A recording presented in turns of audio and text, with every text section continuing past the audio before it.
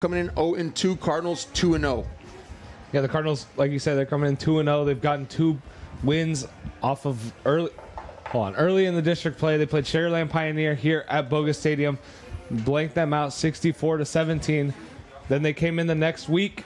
They were away. They had a great game, and now they were coming back home this past week. Got canceled against Converse Judson. Now they're back 2 weeks. Wildcat. The same thing happened with Weslaco East. Their game last week was canceled. They're both coming back after 2 weeks of not playing. Let's see if they come out strong.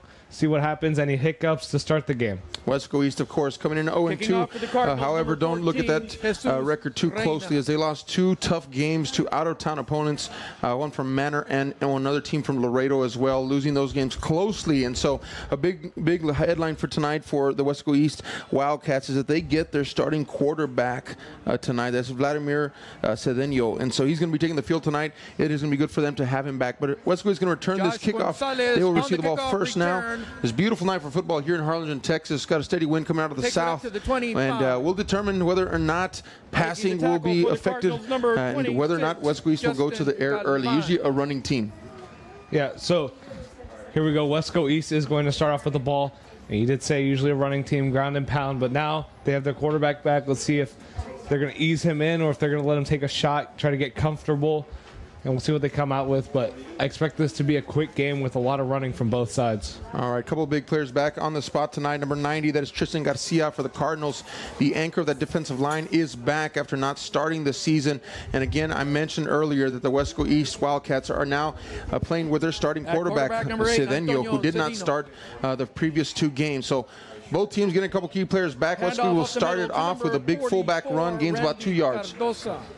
Yeah, they did a fullback dive, faked the pitch out to the running back, got some of the defensive line, but as soon as they saw the fullback had the ball, they collapsed on him.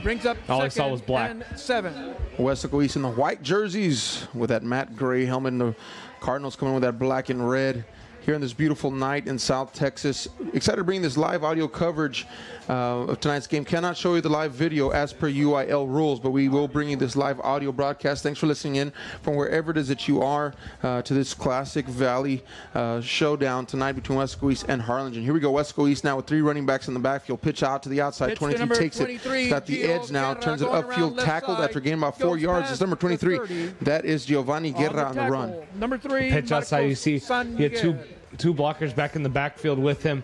There was an edge rusher coming in, got a nice block, picked up. He cuts upfield, he gets about 3 more yards. So now it looks like 3rd and 3, and he might have gotten 4 or 5 actually.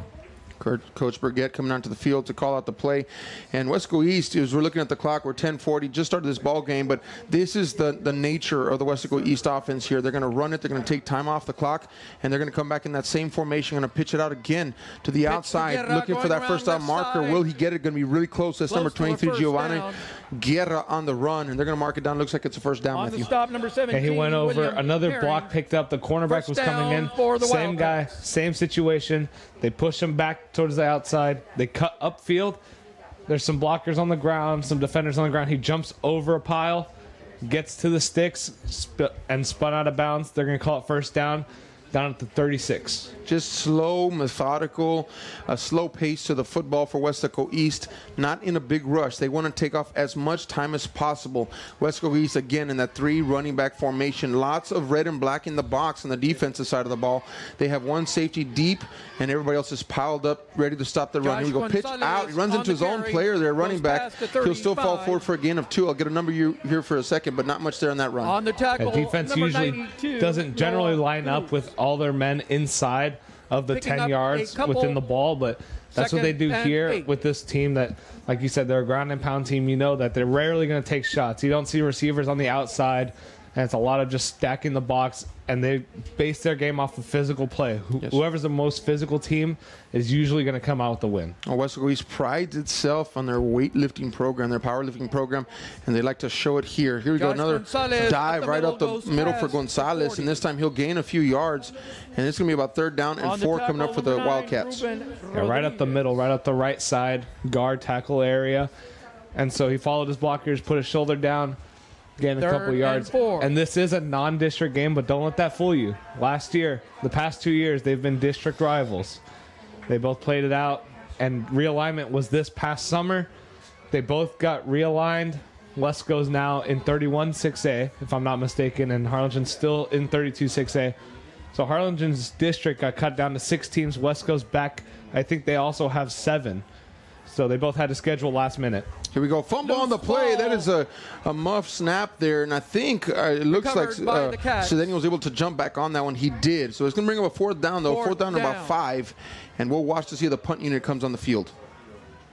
Yeah, and like we were saying earlier, old district rivals, and so they both had to schedule another non-district game, and they just decided we're going to play each other. Harlingen South, you guys can play Weslaco, Weslaco East and Harlingen, and that'll fill up one of the slots. So these teams are very familiar with each other, and they both know how they play because of the past 2 years of playing each other for district and playoff races. Punt coming up for Weslaco East now. Good snap.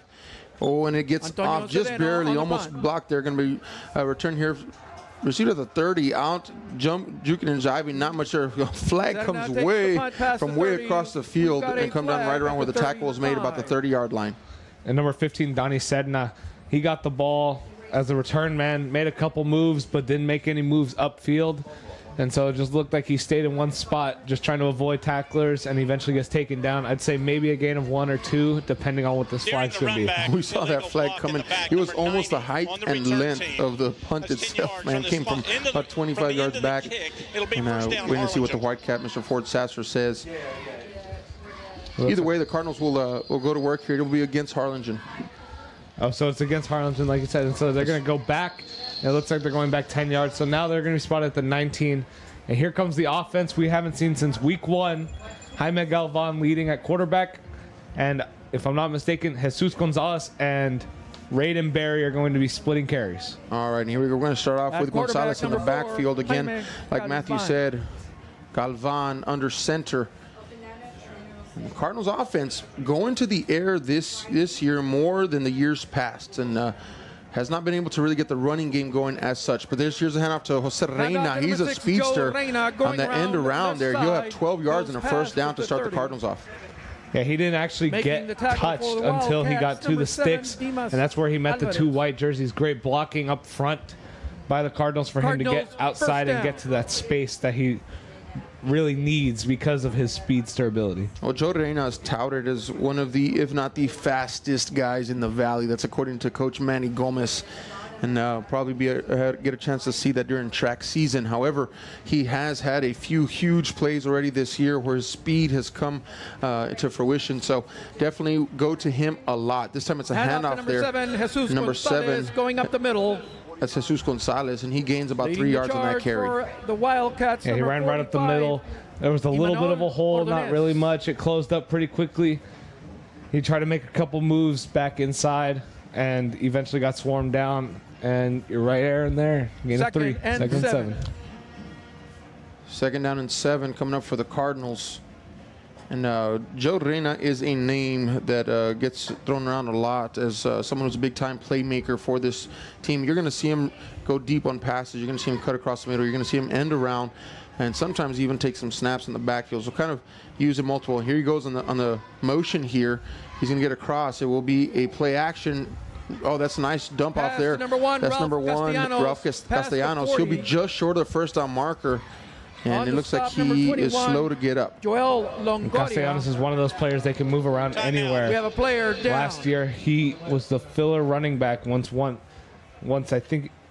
their starting running back went down, he was their filler. And so now they use him as an H-back / receiver, and he's not gotten up yet. So now we have the training staff out there. Hopefully nothing serious, nothing damaging before district play. Hopefully he'll be back. All right, so he's down on the ground, definitely taking a knee there out of respect for the player, hoping the best for number 1, that is Ralph Castellanos, another big playmaker for the Cardinals. So we're down to 6:46 in the first quarter, going pretty quickly due to the Weslaco East Wildcat offense just running that ball, taking time off the clock. And Harlingen Cardinals have been doing the same. And so usually when, like Matthew said earlier, when you have that type of running game, the clock seems to move a little bit quicker, at least. Again, thanks for listening to this live audio broadcast brought to you here by KHGN. We're coming to you live from Bogus Stadium on this beautiful Friday night. And we do have an injury on the field, and thus take a few moments here as they assess the situation. and hoping all is well. But again, Weslaco East and Harlingen previously in the same district, so they are familiar foes. Definitely battling it out here tonight. And we talked a little bit about in pregame how defense was going to be key for both teams, and how both of them just year in and year out have phenomenal defenses. A lot of that due to Coach Burgett for Weslaco East and Coach Gomez on Harlingen's side being defensive minds. Yeah, that's what they really pride their team on. Physicality in the defensive front. The front seven is what most call it in the football world, the football term, the front seven, as the linebackers and the linemen. And they like to win the battle in the trenches. So they like to get a head start on the defensive side of the ball by pushing the offensive line back, pressuring the quarterback, or getting into the backfield, getting tackles for losses. And turnovers are a main key. Whenever you're a defensive back, you want to try. They always say, watch the quarterback, watch his eyes, see what he's going to do, try to read what he is about to try to attempt. 3rd down and 1 coming up for the Cardinals now, and they will go to work. Ball is on the 41-yard line, and thankfully Ralph Castellanos helped off the field, and hopefully he is doing well enough to get better soon. Here we go, 3rd down and 1 now, waiting for the snap. Here comes the blitz on the edges. Shotgun formation, try to get him to jump. They don't. Nice block by the running back. Lets it downfield, and it's going to be a fight for the football, and a flag comes raining down. We do have a and that looks like it will be against Weslaco East. Of course, we will wait for the confirmation from the field. Galvan took a shot downfield to Dalton Man. He was there, one-on-one coverage. They're big man. Number 7. And the defense, the defender looks like number 7, Dimas Alvarez. He was there on him, draped on him like a curtain. So they threw the flag, and now it looks like they're going to go up 15 yards, pass interference. So pass interference definitely costly for Weslaco East. 3rd down and 1 back on the Cardinals' own 41-yard line. Now that buys them a 1st down, and they get to march across the 50-yard line into Wildcat territory. So they will place the ball at the 44, and the Cardinals will go to work. Number 7 in the backfield.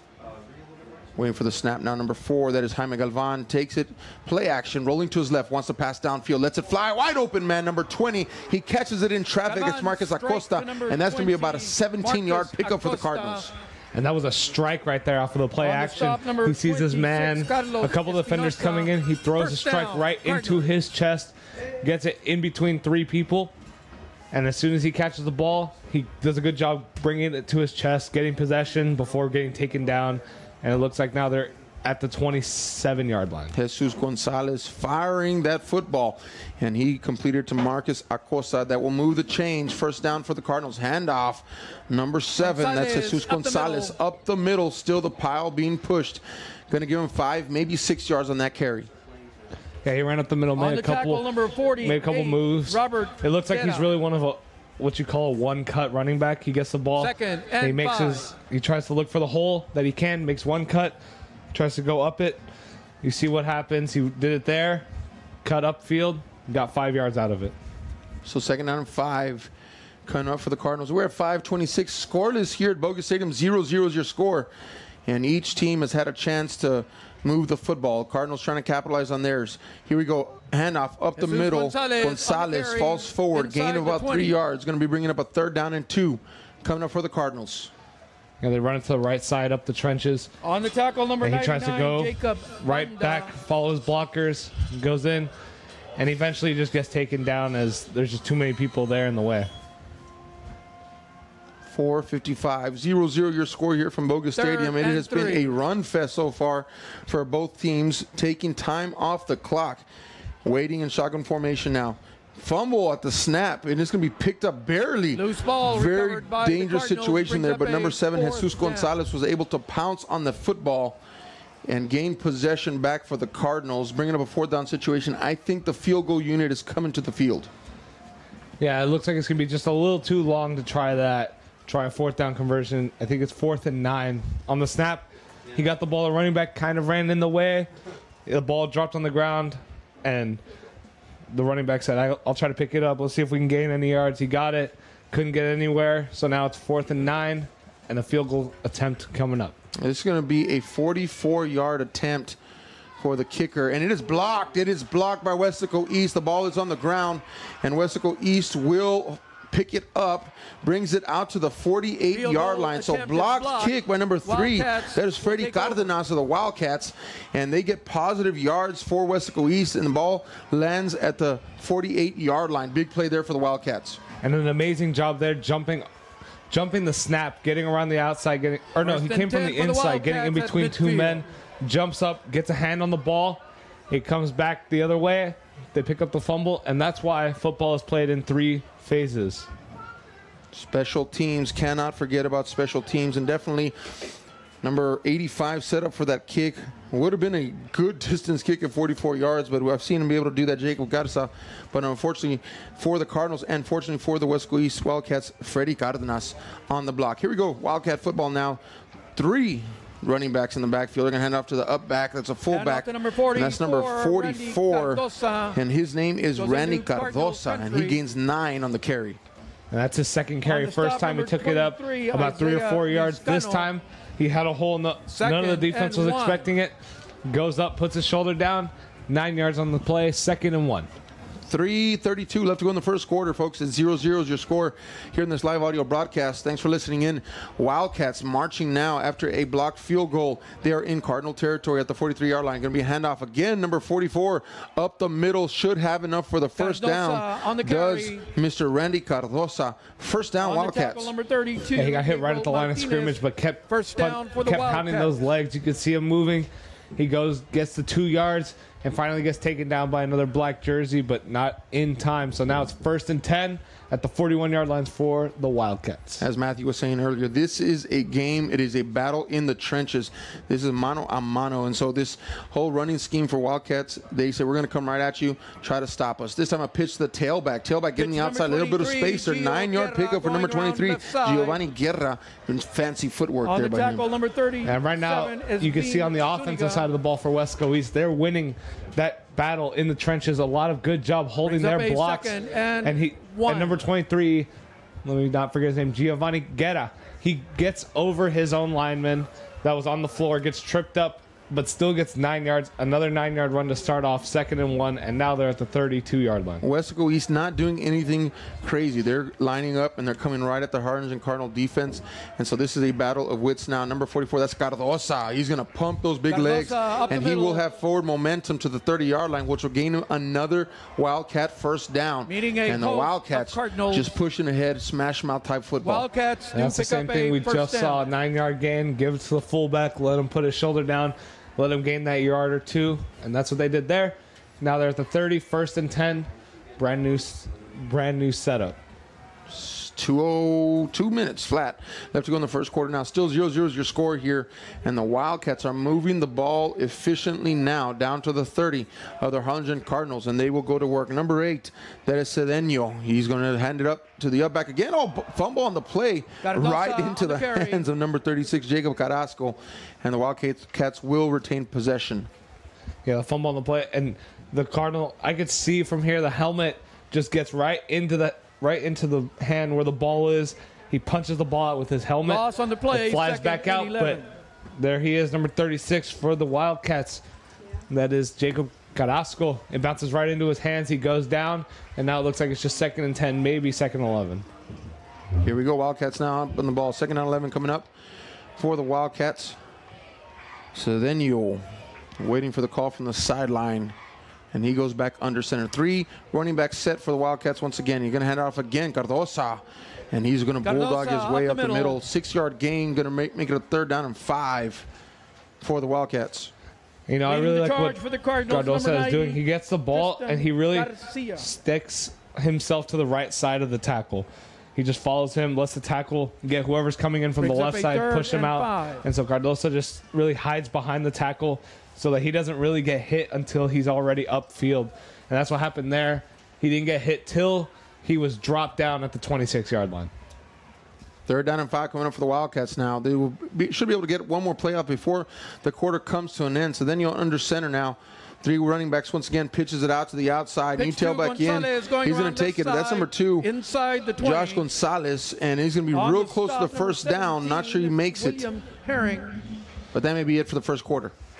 Yeah, they got it to the left side. He got tripped up, fully extends knowing that this might be the last chance, and he's just it looks like 2 feet short of the first down, as that is the end of the first quarter. They're going to switch fields, and we'll see if they come back out with the offense or with the field goal unit. Football fans, one of the fastest first quarters that we have called in a while, folks, and really it has been all running the ball for both teams, other than special teams transactions, one of them ending in a blocked field goal for Weslaco East on the Harlingen Cardinals.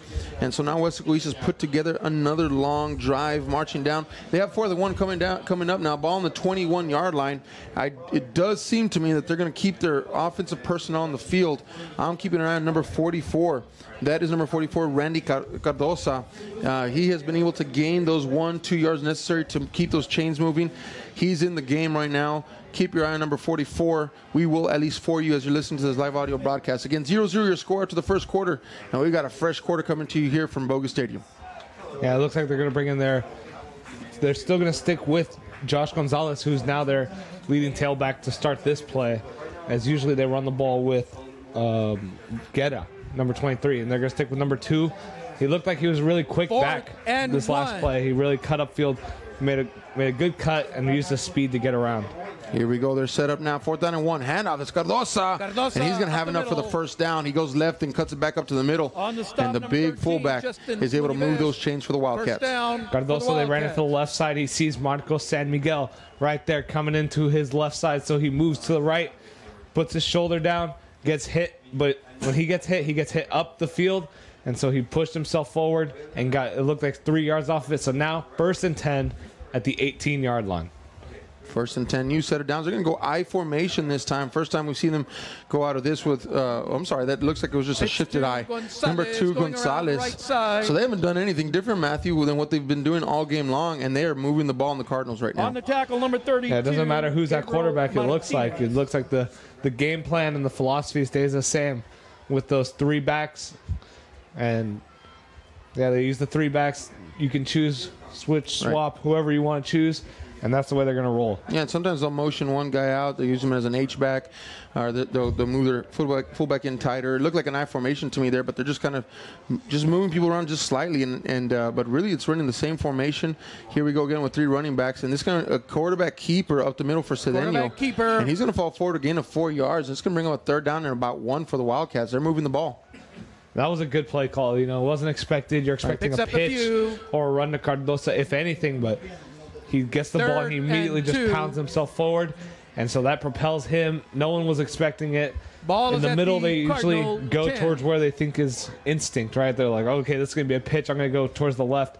And so the quarterback goes right up the middle. The offense knows what's going on. They block upfield, and that got him a surprisingly good 3 yards. So 3rd down and a short 2 coming up for the Wildcats. This time, penetration into the backfield. The Cardinals able to make a tackle for a loss. This time, number 25 for the Cardinals able to penetrate the line, Cameron Anderson.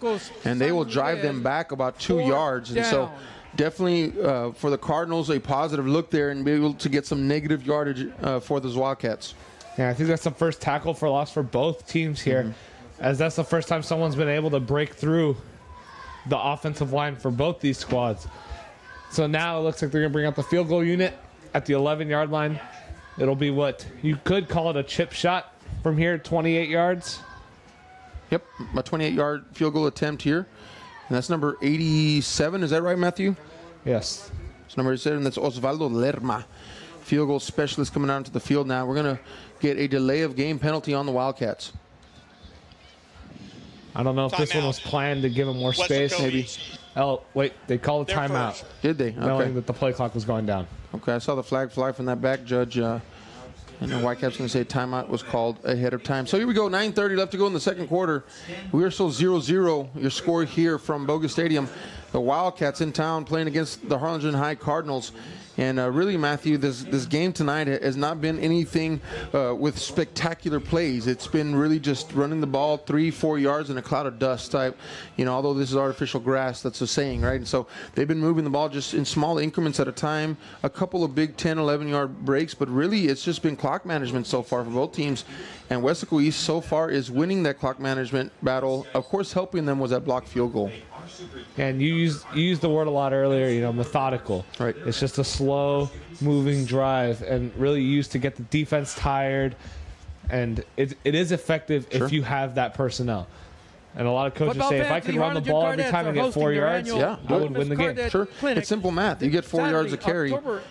Every 3 downs, you're getting a first down. So, and then essentially you wouldn't get to 4th downs. And so it just makes sense. If you can do it, do it. And that's what they've been doing. And really, Cardoso has been kind of leading the way for the Weslaco East Wildcats. And Josh Gonzalez has come in as well, along with Giovanni Guerra early on. So defense for the Cardinals, they're bending but not breaking right now, and definitely want to get a big stop. And just when we thought the field goal was going to go, they called that timeout, Matthew, and they're going for it. So 4th down and 3, and we have another timeout now from the Cardinals because Weslaco East sets them field goal, timeout, come back out with their offensive personnel. Now Cardinals are not ready for that, so they call timeout. Yeah, when the timeout was called, the play clock was running down, so I bet you Coach Gomez was just like, okay, they're calling a timeout because they don't want to lose any yards, And so then they come out with the offensive personnel. He's like, hold on. That's not what that's not what we agreed on earlier, right? So they call timeout and they say, okay, we'll be ready for it, but we'll also be ready for a field goal if you guys bring it out. This is a chess match right now. It's a chess match between two, in my opinion, defensive minds, right? Coach Burgett, Coach Gomez, and just really being able to figure out what is this coach going to do next. And so that's why you see these 2 timeouts back to back, because they're trying to one up each other, they're trying to figure out who's going where. And so Gomez, rightfully so, takes his timeout now. I think each team now has burned 1 timeout in the first half, and now they're better prepared. Watch them come out in field goal unit now. I wouldn't be surprised. It's a chess match now. I wouldn't be surprised. Offensive personnel making their way onto the field. And so now it's 4th and 3. This one's a big play. Usually you just want to get points on the board, but looks like they're going to go big or go home, right? That's right. So Daniel ready under center now. 3 running backs behind him. Here we go. Going to turn. He's going to pitch it. That's Giovanni on the outside. Big tackle by the Cardinals, and he will be short of the first down. What a stop there by the Cardinal defense. Yeah, as soon as the pitch happened, you could see there were 3 black jerseys there ready on the outside. It was on the right side. They were there. They were ready for the man to come. He tries to jump up over his blocker and try to reach over, but he can't get there. He's short a yard now. Turnover on downs, 1st and 10 for the Cardinals at their own 10-yard line. They have 90 yards and 9.5 minutes to get there. Folks, that was like a 5-minute decision-making time there on both sides. It was field goal, timeout, come back out with offensive personnel, timeout, Cardinals, go back out, and the Cardinals won that chess match right there. Coach Gomez got the better of Coach Burgett on that play. So turnover on downs, and the Cardinals are going to go to work now. Spread offense coming for the Cardinals now. Screen being set up on the outside. He takes it, tries to get upfield, but great tackle there. Number 10, Dalton Mann could not find a clearing. Gains about 2 on the play anyway. And the tackle was Freddy Cárdenas. He came in, avoided any blockers, grabbed Man, wrapped him up, and Man really had enough time to try to get out of it, but it was just a good wrap-up by Cárdenas to bring him down, and so now it was only a gain of 3. 2nd down and 7 coming up for the Cardinals now, and ready to roll. Waiting for the snap, the call from the sidelines. Jaime Galvan. That shotgun formation, he does have 4 wide receivers, 2 left, 2 right. And he's got a lone man in the backfield with him. So different set this time. They're spreading them out, and it just looks like the snap, right? The rhythm's not there for the Cardinal offense tonight, and he wasn't ready for that snap. It could have been a bad fumble situation. Yeah, he was trying to. It looked like he was trying to change the offensive line or adjust the offensive line, and the center snaps the ball, thinking that he picked up his foot to call the snap. And so, like you said, that could have been a potential disaster, but a good job recovering the ball. Sure. But still wasn't ready. Like you said, the rhythm looks off, and I think it's that missing a week of game time. Totally agree. I was going to say that a while ago, and you're exactly right. I think that's exactly what it is. Here we go, spreading him out, 5 wide receivers set. He's going to just heave this one up, and it's intercepted at the tip drill. Weslaco Wildcats running back to the 15-10, hurdles somebody down to the 7-yard line, and that is an interception by number 4, Ramsey Vasquez, who led the team last year with 6 interceptions, and he hauls one in on a tip drill. And the Wildcat defense showing up for their offense here, picking off the Cardinals. Right there was a 2-on-1 coverage. There was a safety back, and the corner was still on the receiver, Damon Cantu. He throws it up there. It's a jump ball. They both get a hand on it. It was Cantu, the receiver, and Sedna, the corner. And it goes back towards the safety. And like you said, Ramsey Vasquez grabs it, goes off to the right side, tries to find some space, hurdles the man, gets to the 8-yard line, and now the Wildcats start back where they ended. Ramsey Vasquez had been playing the quarterback position for the first 2 weeks while Cedeno was out, and saw a quote that Burgett said that finally this week Glasses gets to do what he's best at. So interception is what he's good at. He just did it. Wildcats on first down, gain just a little bit. Second down and goal coming up. Yeah, it looks like maybe only 1 or 2 yards. It was really just at the 6. All the bodies on the offensive and defensive line went down, and so it just tripped him up. He fell forward, and it looks like they're going to give him 2, and they're down now at the 5-yard line. Change, tell you what, chess match and a change of events quickly. Interception. So 7:20 left to go here in the first half. It is still 0-0. The pitch comes now for Guerra, right side, and he gets hit hard to the 2-yard down to the 2-yard line. He goes. Third down and goal coming up for the Wildcats, and they are knocking on the door. 0-0. Wildcats ready to score. And look for number 44 here. Like you said, only 2 yards to go. This is what he's best at. Let's see if they give it to him and let him put his shoulder down and try to get it, or they go outside with Guerra and try to go outside, get some space, let him make a couple moves and get into the end zone. Third down and 2 gunner for the Wildcats now. Guerra is in the backfield as the tailback, so then you under center. Snaps it, quarterback keeper up the middle, waiting for the line judge, and he puts his hands up in there. It is touchdown Wildcats. And at 6:37 in the second quarter, Wildcats first on the board. That is 6 for Weslaco East on the Cedeno quarterback keeper. Touchdown Wildcats. And you see that chess match, like you said.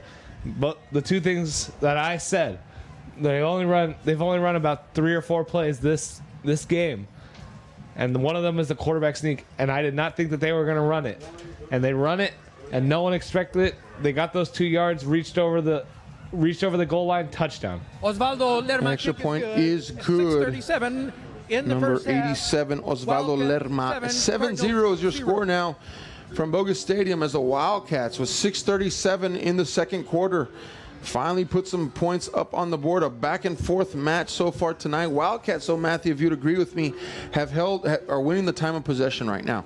They have had the ball, I would say, for 3/4 of the game thus far.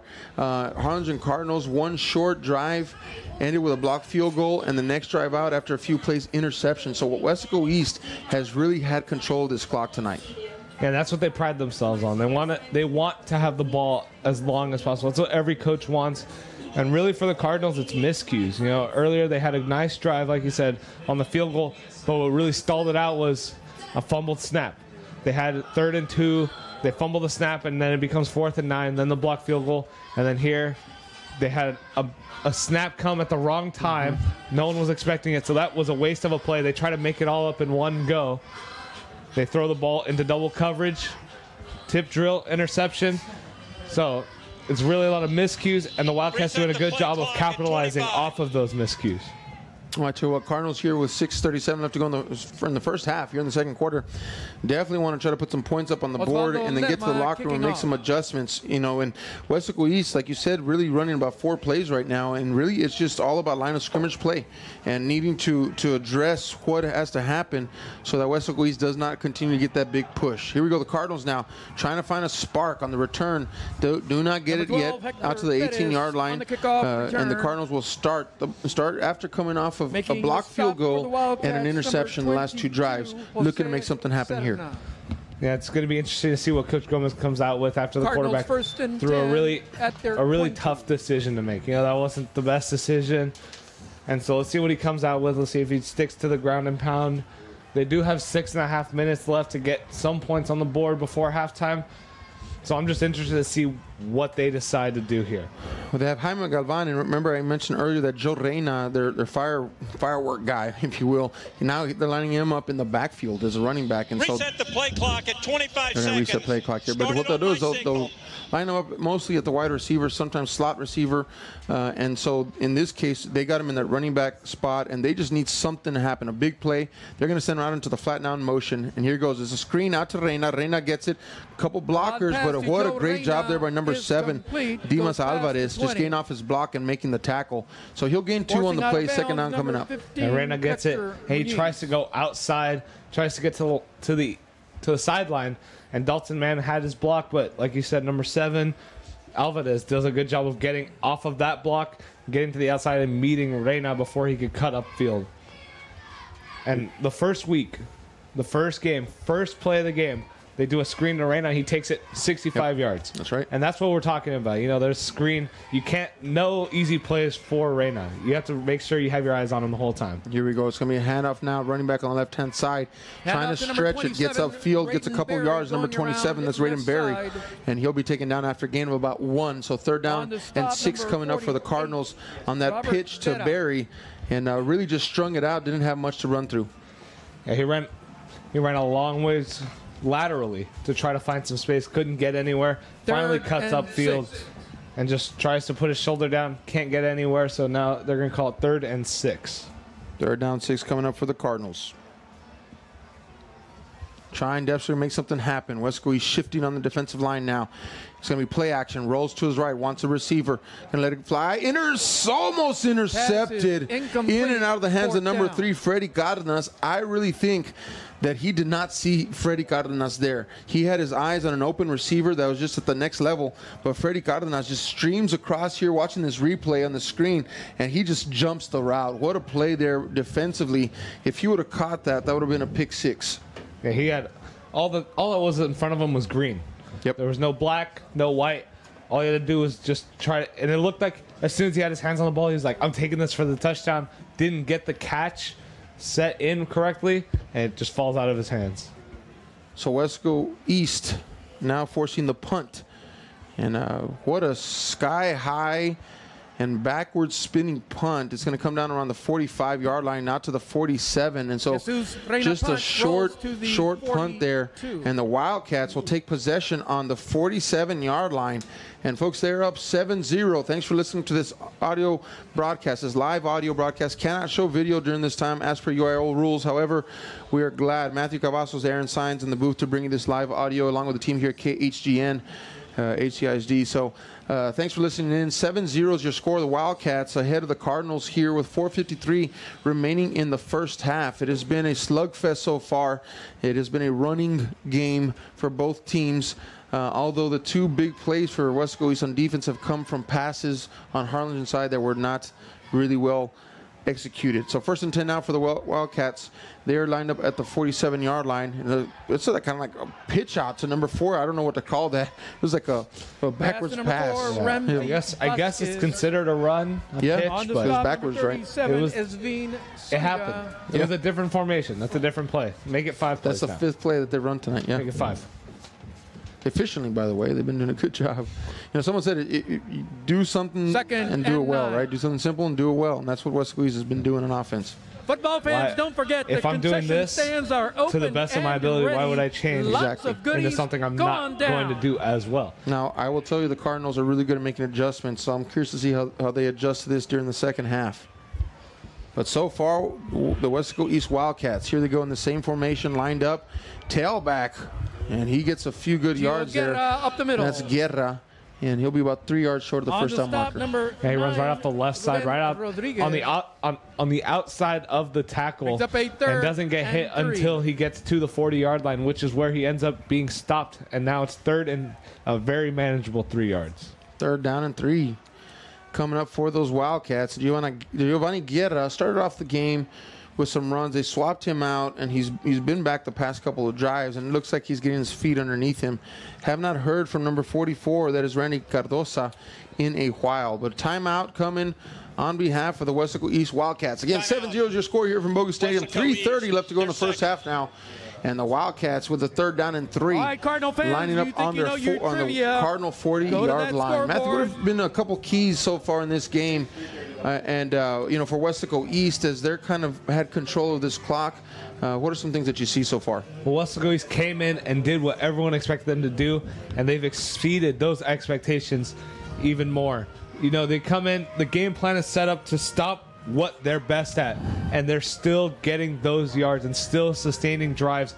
We knew what was going to happen. They're going to come in, they're going to do ground and pound, they're going to run it right up the teeth of the defense, right out to the outside, and they're just going to really based on of runs. So they did a great job on offense so far on that side. Defensively, they've done a good job holding the Cardinals rush to a minimum to where they have to force them to pass, which causes some issues, interceptions, turnovers, bad decision making. So they're really dominating all phases of the game, not to mention a blocked field goal. There you go. 3rd down and 3 coming up for the Wildcats now. Keeper again up the middle. That is going to be Cedeno. Cedeno on the keeper. And he's going to, looks like he'll have enough for the 1st down. That keeper's worked about 3 times tonight, and they go right back to it. It should be a 1st down, Wildcats. And he's going to reach across Wildcats, as soon as the 1st down. As soon as he feels himself going down, he's going to reach his arm, and he gets it right to where he needs to, the 37-yard line. They're going to give it to him. 1st and 10. 1st and 10 out for the Wildcats. 3:15 left to go in the 1st half. 7-0. They're up now against the Cardinals, and it has been a slow moving, yet the clock has been, seems like it's been moving fast. It's hard to explain that, but really just play after play, methodical drives by Weslaco East. And not hurrying up to the line, just going slowly to the line, but taking lots of time off the clock. Here we go. That is a 1st down run. Gains of about 2 yards. 2nd down coming up for the Wildcats. And it looks like, I think that's the 1st carry for Jacob Carrasco. On the stop, number he's the other back in the backfield. And so usually you keep your eyes on number 44, number 23. This time they give it to number 36, who comes from the right side to the left side of the quarterback. Hand it off. And he only got 1, but I think that could be effective later on in the game when it's close goal line and you think they're going to go this way, or sneak, and then you give it to this guy who's on the right side, hasn't really touched the ball much. You give it to him. I think it could really work out there. 2nd down 9 coming up for the Wildcats. 3 running backs again in the backfield. Pitch this time. That's Guerra, left-hand side. Not much there. Great defensive play there by Harlingen, and they will hold him perhaps even for a little bit of a loss. And Guerra ran into a swarm of black there as he had really no other option. And then you see him standing there, and then you see his feet come up off the ground as he gets thrown back down to the turf. Timeout now, and each team has burned 2 timeouts here with 2:14 left to go in the 1st half. 7-0 your score. Weslaco East has been pounding the football, but the Harlingen Cardinals on that last play just said, maybe that's enough. Maybe no more. Hasta aquí. We're not going to let you do it anymore. I'm really interested, Matthew. When we saw the Cardinals here in the 1st week, right, a couple weeks ago, they in the 1st half, I would say they looked very similar than they do tonight, where they were holding the opposing team's offense. So, you know, it's bending, don't break. And then they came in after halftime in the 2nd half and then just unleashed a totally different game plan and then just ran over, the Pioneer. And so I'm curious to see. They've stayed with Weslaco East. It's a 7-0 ball game. They do get the ball back in the 2nd half. And so, you know, Coach Gomez right now I think wants to keep from any additional points on the board.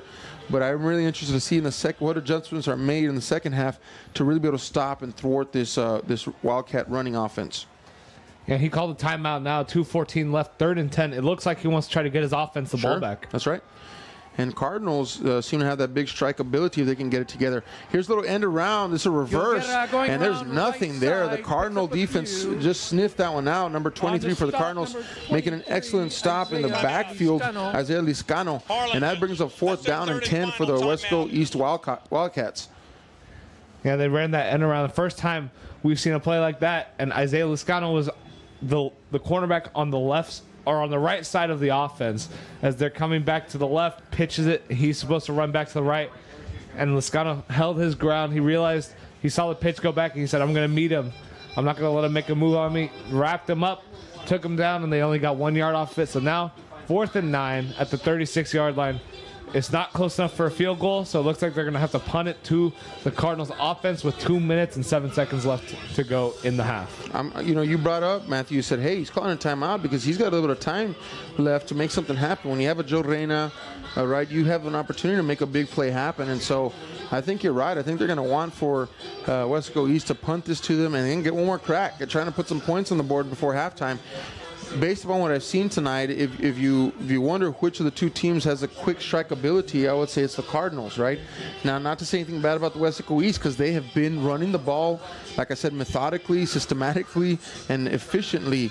And so that is their game plan. That's their cup of tea tonight, you know? But the Cardinals, on the other hand, they've taken a couple of risks, and also they're able to break something open. So Wildcats, got a couple minutes. Down. We may take some shots downfield. But first, we need to have this punt here before us. And Weslaco East going to get ready to punt this one. Good snap, not much of a rush. Trying to just pooch kick it inside trying to make it drop before that goal line, and it will not. So touchback, and that means the Cardinals will get the ball with space and 1:57 left to go in the first half. And that looked like it was going to be a really good punt. It landed right at the 4, bounced straight up, and I thought over here, I said, if that gets down at the 1 yard line, that's going to be a long way to go, 99 yards and 1:57. But it does end up barely getting into the goal line. So now they're going to get the ball at the 20. So now 80 yards, 1:57. You said it, Joe Reyna. You got your big playability, right? And really, if I could compare him to anyone in the NFL, it'd be like Tyreek Hill. You know, he could do anything. You give him the ball, he'll outrun you. He'll make a couple moves. So be ready for that. Jaime Galvan now waiting for the snap, looks downfield, wants to pass. Here comes the pressure up the middle, and they're going to sack him right on the line of scrimmage. Up the middle. And that Weslaco East defense is coming hard. On the stop, number 48, Robert he was Betta. Collapsed on the outside. He tries to run up the middle. He gets hit from both sides, goes down. Maybe a loss of a foot. Galvan now with 4 wide receivers, sends man in motion, looking to the left, rolls to the left, got a blocker out ahead of him, cuts down the defender, steps up in the pocket. Here come the defenders, and they're going to tackle him, gain of 2 yards on the scramble, but not much there downfield as he's looking for receivers open. There just wasn't any. Yeah, he was there. Good blocking, good initial blocking. He looks downfield, rolling out to his left. Nothing open. He tucks it, runs it, but really nowhere to go. And he got tackled down, and so it looks like now 3rd and 7, maybe 3rd and 8. Here we go. Galvan now set up again. 4 wide receivers, 3 to his right, 1 to his left. This is 7 on 7 right here. Just line up, let him get downfield, and let it go. Takes a snap now, looks downfield. No pressure coming yet. Lets it fly. He has man open, and he connects with him. Nice first down play. That's a gain of about 19 yards. Yeah, he has a man open, and that becomes Dalton Mann there. Throws it up. First down. He goes up, meets it at the high point, brings the ball back down. Man was the open man. How about that? And he took it first down for the Cardinals. Ball about the 39-yard line now. 48 seconds left to go in the first half. Cardinals are down 7-0. No timeouts remaining, by the way. So the clock will stop to reset the chains, and as soon as the official blows a whistle, it'll go. They actually did run a play. They spiked the ball. Got it. So it's 2nd down. I was just filling everyone in. Yeah, definitely. I got so excited looking over here that I missed that. So got a clock stop because, again, no timeouts for the Cardinals. So they burned them all. 48 seconds left to go. Clock is stopped now. Chains reset. Ready to go downfield. Here we go. Galvan rolling to his left. Steps up in the pocket. Lets it fly. He's got Reyna.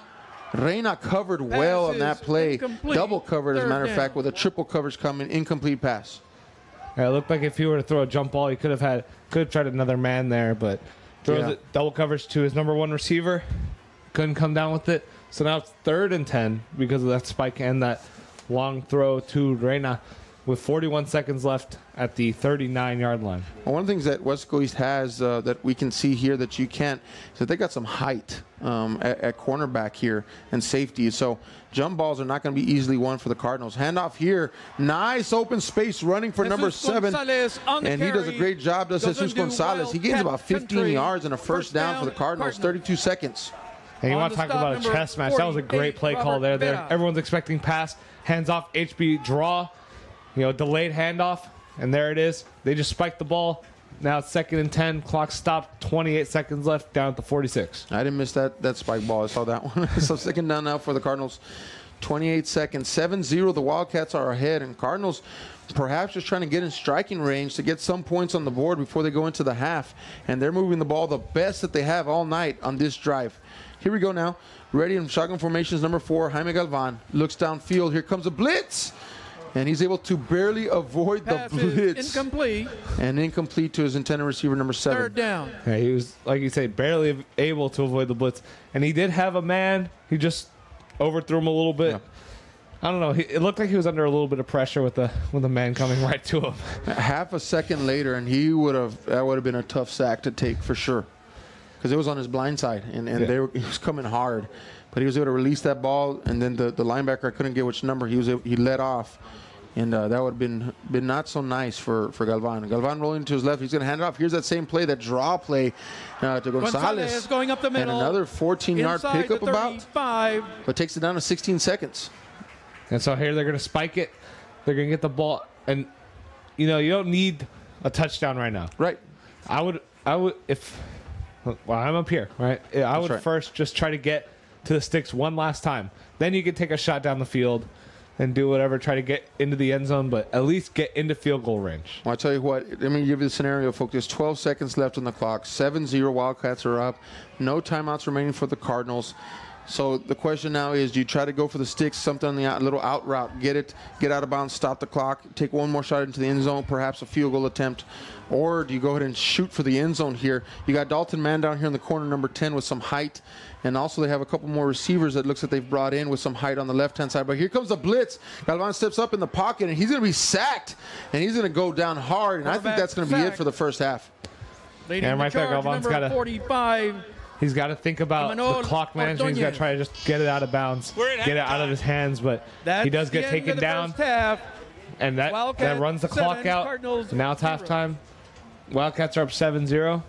Well, I tell you what, right? If anything, to the locker room at halftime, basically the Cardinals, that was their best looking drive so far of the game tonight. They were able to move the ball with a lot of short and intermediate passes and draws, right?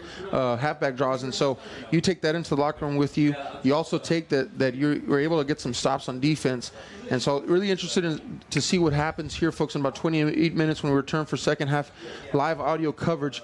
What's going to happen when we talk about adjustments? It's 7-0 is your score here at the end of the first half. Matthew, anything before we close this out and come back here in 28 minutes? It was a really good job by the Weslaco East Wildcats getting offensively, doing their game plan, steadily going down the field, getting time of possession, defense stepping up, making plays when they need it, and special teams really cutting off any momentum the Cardinals had with that blocked field goal. All right, so 7-0 is your score here at the halftime. Set your clocks, 27 minutes and counting now. And join us here, live audio coverage of the second half. Thanks for joining in. Thanks for listening. Aaron Saenz, Matthew Cavazos signing off. We'll be back in 27 minutes.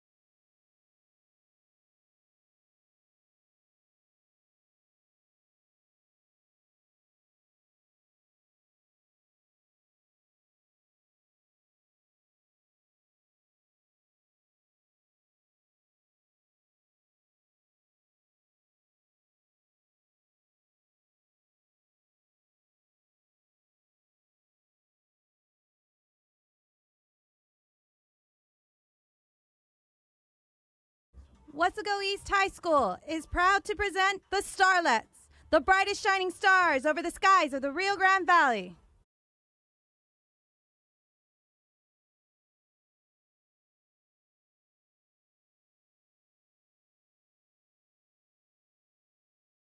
Introducing your 2018-2019 officers. Second Lieutenant, Zoe Cruz. First Lieutenant, Miranda Ocañas.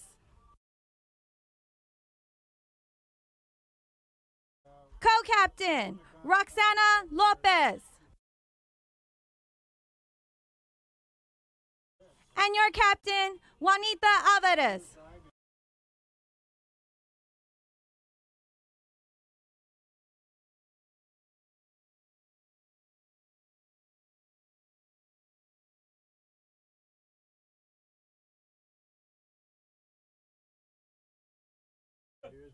Your social officer for the year is Miss Jalen Rodriguez.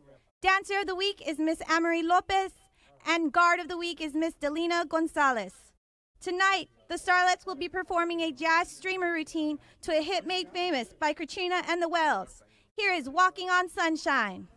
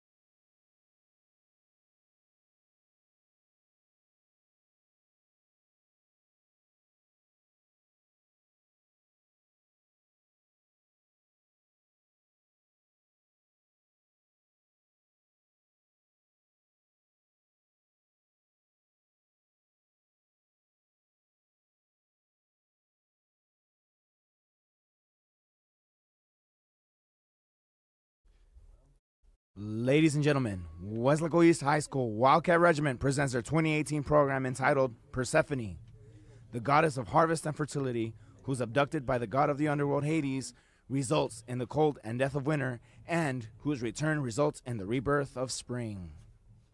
Inspired by the music of The Planets by Gustav Holst, Night on Bald Mountain, and Pictures at an Exhibition by Modest Mazorski. Directed by Head Drum Major Victoria Mena, First Assistant Georgie Gonzalez, Second Assistant Lori Rodriguez. Now, sit back and enjoy the sights and sounds of the Wildcat Regiment!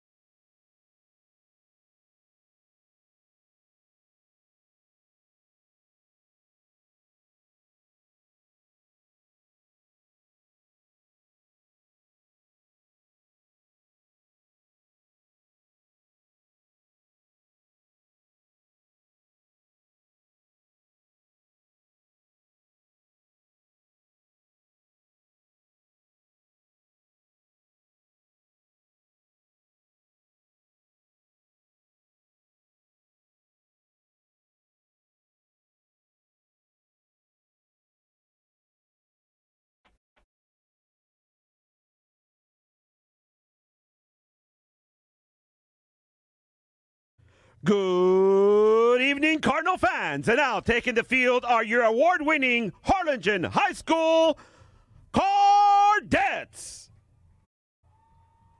The Cardettes are under the direction of Miss Linda Salinas. The Cardettes would like to take a moment to send their gratitude to the HCISD School Board, the HHS administration and faculty, their families, and their fans. Thank you for continuous support.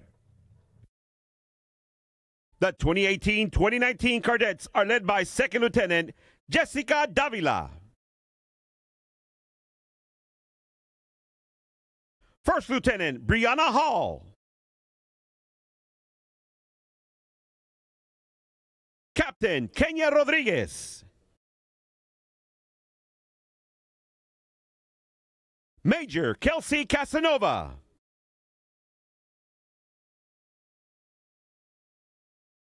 And your 2018-2019 Colonel, Aurora Dave.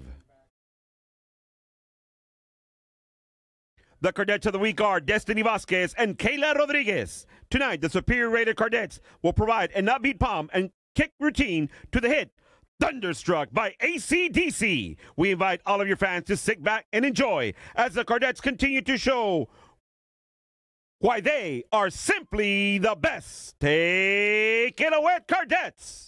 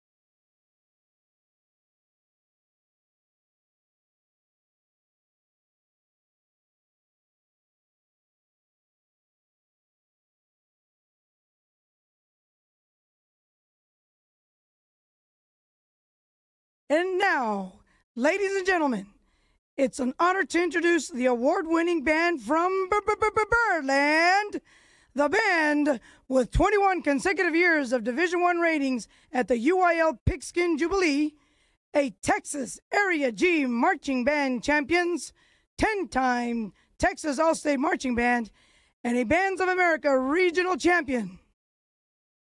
Harlingen High School's Big Red Cardinal Band.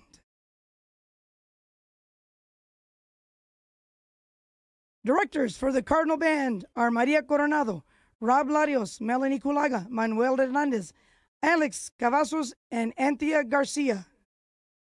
Tonight, the Harlingen High School Band will be performing their 2018 UIL marching show entitled The Dark Side of the Rainbow.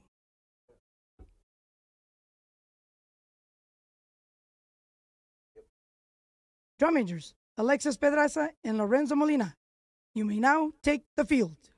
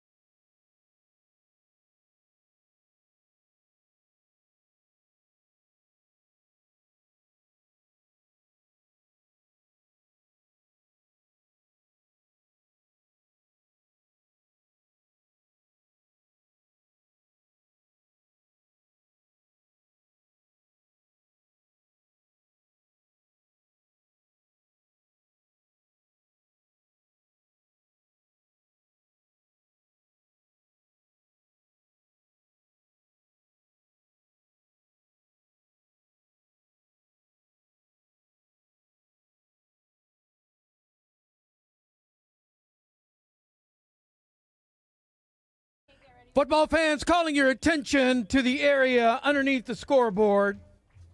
The mission of Special Olympics is to provide year-round sports training and athletic competition in a variety of Olympic-type sports for children and adults with intellectual disabilities, giving them continuing opportunities to develop physical fitness, demonstrate courage, experience joy, and participate in a sharing of gifts, skills, and friendship with their families, other Special Olympics athletes, and the community.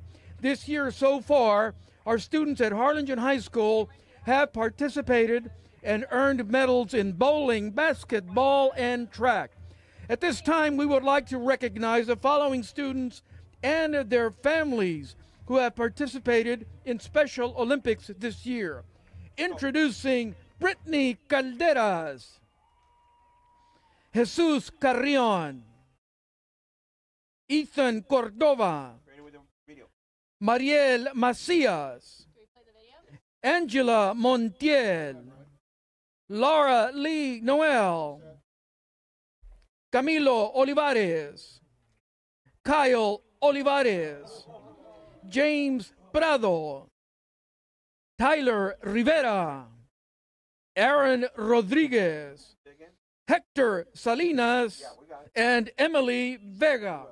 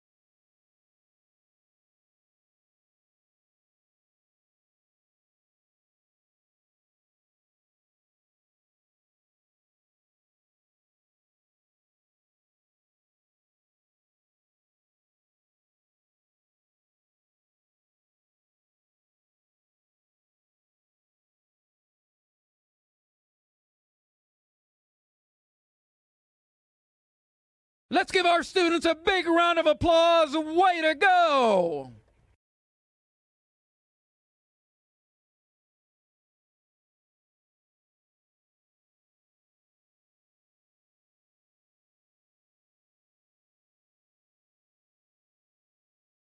Starting the second half, the Wildcats will be kicking off to the Cardinals.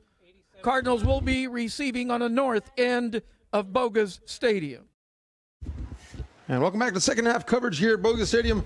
Wildcats versus the Cardinals. Matthew Cavazos, Aaron Signs in the booth. And excited to bring you this second half coverage, live audio here from the booth in Bogus Stadium. It's 7-0 is your score. Wildcats up over the Cardinals to start. Wildcats about to kick off to the Cardinals. And here we go, folks. We're underway here. And Cardinals will return this. It's going to be muffed. The ball goes back to the end zone, and that will be a touchback. So the Cardinals will come out ready to start. Matthew, what adjustments are you looking for the Cardinals to have made during halftime?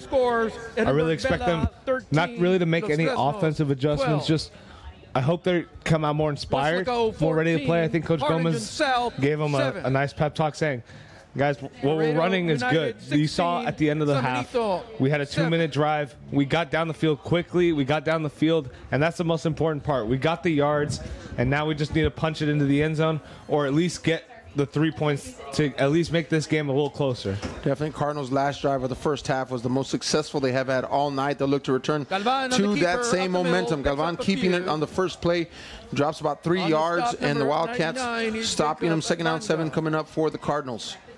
Yeah, read option there. He sees the interior lineman that broke through, fakes the handoff to the left side, pulls it back, goes up the middle, gets those 4 yards, 2nd and 6.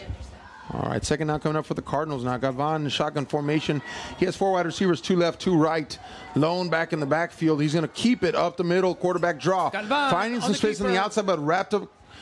Second down turns into 3rd down, about 2 yards short of the first down sticks. Goes Galvan. 21. He made one really nice move. Longoria. And as we get the replay up here, I think it was either Cardinals or Vasquez came in and wrapped him from underneath, made sure he couldn't go anywhere.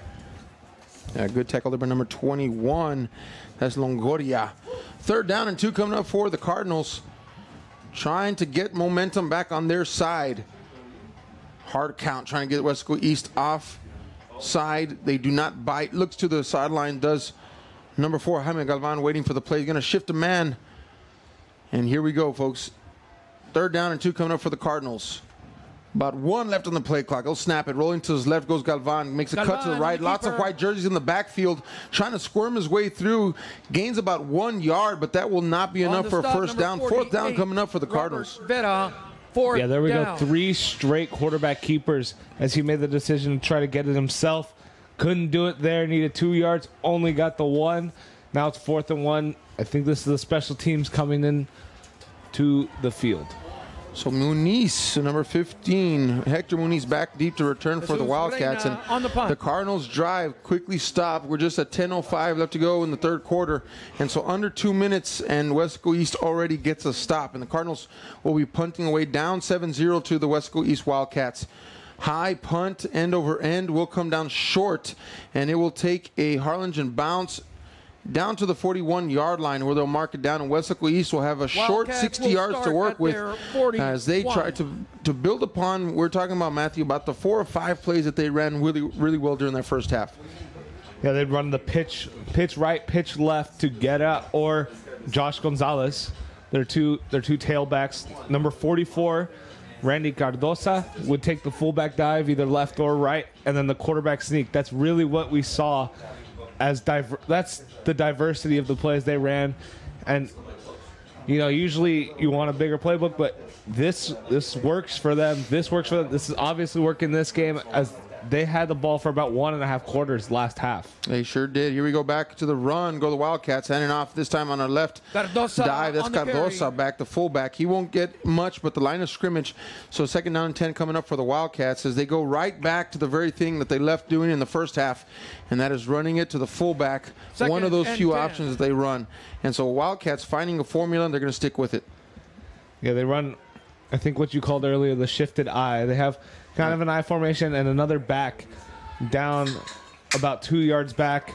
So if you can imagine it, it's the line, the quarterback under center, 2 backs, and then 1 in between them. So it kind of looks like a diamond out on the field. Yep. And see, right now here they go more into traditional I formation where they just shift one of the fullbacks out to the wing. Hand off up the middle now, and that's number 2, Gonzalez. And he'll fall forward for a gain of about 5 yards. And so they go to I formation this time, Matthew. Give it to the tailback, and it's just a straight dive up the middle. Yeah, tailback goes right up. It looks like the left guard and the center. A nice hole as he's running up. He gets to the 2nd level. And then number 9, Ruben Rodriguez, meets him there and makes sure he can't get anywhere else as he stops him dead in his tracks. 3rd down and 5 coming up for the Wildcats. 8:36 left to go in the 3rd quarter. 7-0 Wildcats ahead of the Harlingen Cardinals. And here we go. Looking to the sideline for a play. Does Vladimir Cedeno, the quarterback, back in the saddle tonight.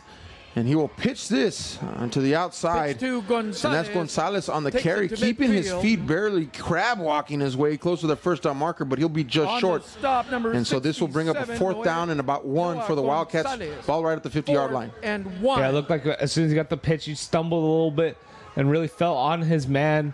And like you said, he was crab walking, kind of stumbling to the right, but he did get 4 yards. It's 4th and 1. That's very manageable for this team, as usually their run plays result in 3 or 4 yards. So it looks like they're going to keep their offense out on the field. Cardinals have not stopped a 4th and 1 conversion yet thus far.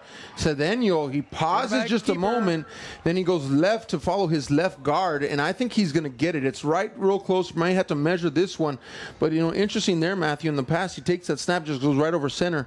He took kind of a stutter step and then followed his left guard, and he's going to get it. First down, Wildcats. First down. And what I think happened is the Cardinals knew what was going to happen. Yes. You know, close area. So I think he made a smart decision waiting and to see who has the best advantage on the offensive line. You know, it's either right guard, right up the middle, or left guard. We'll see who's pushed his man further back, and it happened to be the left guard, so he dives right back near him. Well, the Cardinals running with a nose guard right over center, so that could be also that part of that decision-making process. Cardosa with a big run here. He's going to pull a pile, about 4 or 5 Cardinal defenders with him 16 yards downfield. Folks, that was a big run there by Cardosa, and they were piled up on top of his back, Matthew, and he was not going down. 16-yard pickup for the Wildcats, first down. There he is, shedding tackles, and then it takes four guys and 2 of his own teammates to bring him down. He just kept pounding his legs right up the middle. You want to talk about smash mouth football? That's it right there. Exactly that is a pure definition of smash mouth football right there. I formation again for the Wildcats, and here he goes again. Cardosa off the left-hand side behind the guard, and he'll fall forward for a gain of 3. Feed the hot hand, right? That's right. On the so they give it back to him going up the left side. It's really a fullback dive, but generally fullback dives only get maybe 1 or 2 yards, but when he runs it, he could break off to 9 yards, 10 yards, so really effective there. This time, he only got 3. So a 2nd down and 7 coming up for the Wildcats. Ball on the 29-yard line. So remember, they started off with a short field, 60 yards to work with off of the punt in the 3-and-out by the Cardinals. And so they're making quick work now, moving up the field down to 6:17 on the clock. They're up 7-0. Here goes a flag. They're going to blow it dead. That should go against, and it will. False start against the Wildcats. On the offense, 5-yard penalty. And penalties. Still 2nd down. You know, we haven't seen it really any, other than a pass interference early on, but for a team like Weslaco East, any offensive penalty can really stop your drive, as they're not able to get really big chunks of yards too easily. I mean, they can run, they can break off the big run occasionally, but they can't. I mean, I haven't seen them pass the ball yet, so I'm not gonna say they can't, but we just haven't seen it. It hasn't been proven to me that they can air it out if they need to. Not yet. I haven't had to go to the area yet. 2nd down now. Hand off Cardosa, right-hand side, and he just digs his shoulders in, and he piles his way forward. He's going to pick up about 6 yards on that one. And just a strong run there again by the fullback Cardosa. Yeah, he gets halfway. Now they just need another 6 as he ran up the middle, made 1 cut, put his shoulder down, and got the 6 yards. That defensive line, I mean, for those of y'all listening at home, you know, if you look at the Cardinal defensive line, they're running with 4 down linemen, 3. They'll bring in the 4th one. Sometimes they shift into a 50 where they put a guy over the center. Sometimes they'll switch them out to defensive tackles over the guards. But they've been playing around with some different defensive line formation, trying to tighten up the box against this Weslaco East running offense. And again, this time they're going to take that run Guerra does and choose up another couple yards. 4th down coming up for the Wildcats. There he goes up.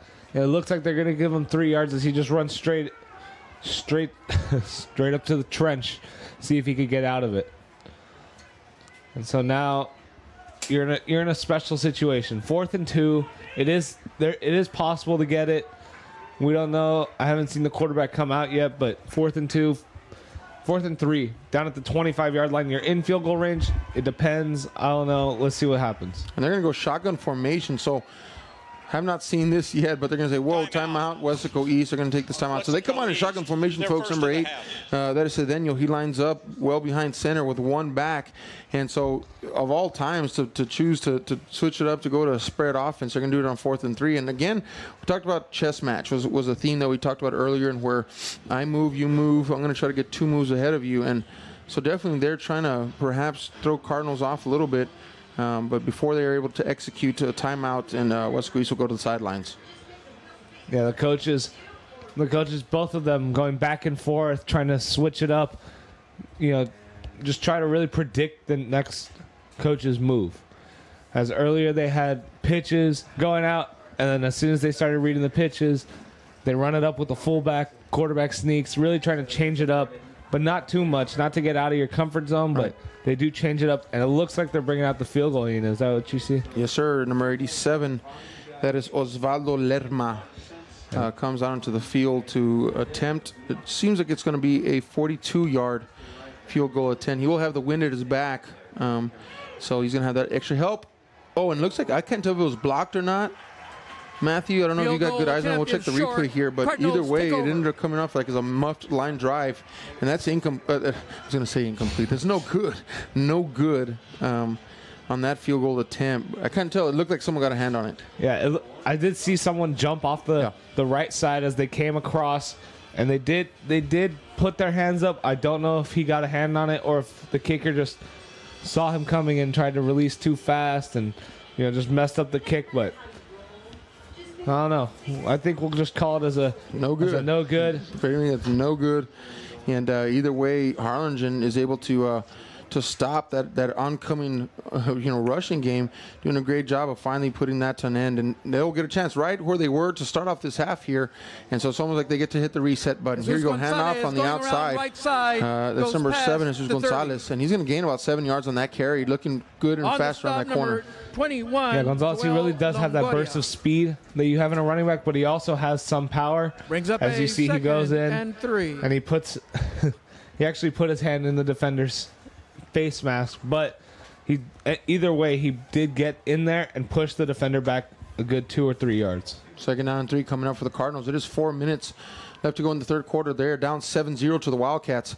There's going to be a handoff here on the end around, and I think that's Reina, and it is. 6, Joe and he likes to run that where he lines up in that slot position. They put him in motion, and they just hand it off to him. Longoria. And not much there. Maybe he gets a few inches, but it's going to be a third and 3 coming up for the Cardinals. Yeah, the Wildcats did a good job reading that. You already know their coach came in saying, you keep your eyes on that man. He's their playmaker. If he gets the ball, we want everyone to get on him. We want all men on him when he has it. Gonzalez, the lone back in the backfield. Now a little shifting going. There's 3-4 defense by the Wildcats, and he's going to take it. Galvan on the keeper. It looks like that's going to be a face mask call, and it will. His head just whipped around once that hand got on there, and that should be a first down play for the Cardinals. Going to benefit from that, probably that 15-yard penalty. A real obvious call there is, sometimes it goes unnoticed. Like earlier on that run, he did get a hand in the face mask, but on that one, when you see a head fling around like that, usually it's not voluntary. So personal foul, face mask. Here comes number the call. 21 on the it defense. is official, face mask. 15 yards, and they're going to get the ball at around the first down. I'd like to say the 50-yard line. Yeah, I think right at the 15. Looks like. And so that's a big break for the Cardinals. They've been struggling really to kind of get this offensive going. We're talking a little bit at halftime about how they just look a little bit out of sync, and it could be because of that canceled game last week, and it's been 2 weeks since they've really been in a game time situation again. Either way, handoff Gonzalez on the right-hand side. He's going to dive forward. Great pickup there. Gained about 6 yards. 3 of those yards came in. It looks like he dove in the air. So good effort there by the running back. Yeah, he stumbled, and as soon as he felt himself stumbling, he goes down. Oh, wait, quick snap. That's right. Sorry about that. Gonzalez on the pitch. So he was stumbling down, both feet on the ground, then puts his hand down and just, like you said, dives through the air, reaches as far as he can, and then on this one, he goes to the right side and really just gets met by defenders after a quick no-huddle snap. Yeah, they went fast on that one. I mean, they were quick. I was watching here on the TV screen, and they went quick to the huddle. So, trying to change up the tempo. Again, is trying to keep that other team off balance right now. But third down and 4, another good drive thanks to that big penalty. But here we go.